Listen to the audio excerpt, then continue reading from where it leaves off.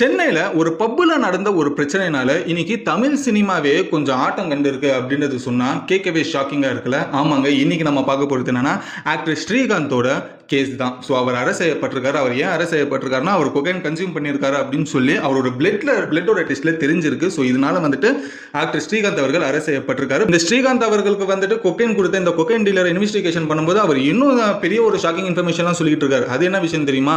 தமிழ் சினிமால சில actor heroines எல்லாமே எங்க கிட்ட வாங்கி இருக்காங்க, நாங்களும் அவங்களுக்கு சப்ளை பண்ணியிருக்கோம் சொல்லி ஒரு விஷயத்தை சொல்லியிருக்காங்க. பட் அது எந்த அளவுக்கு ஒரு வெரிஃபை அப்படின்றது தெரியல. பட் இப்போதைக்கு கன்ஃபார்ம் செய்யப்பட்டது இந்த ஒரு கொகைன் ட்ராப்ல மாட்டினது நம்மளோட ஆக்டர் ஸ்ரீகாந்த் அவர்கள் தான். ஸோ அவர் எப்படி இந்த ஒரு கொகைனோட விஷயத்துல ட்ராப் ஆகி மாட்டியிருந்தாரு.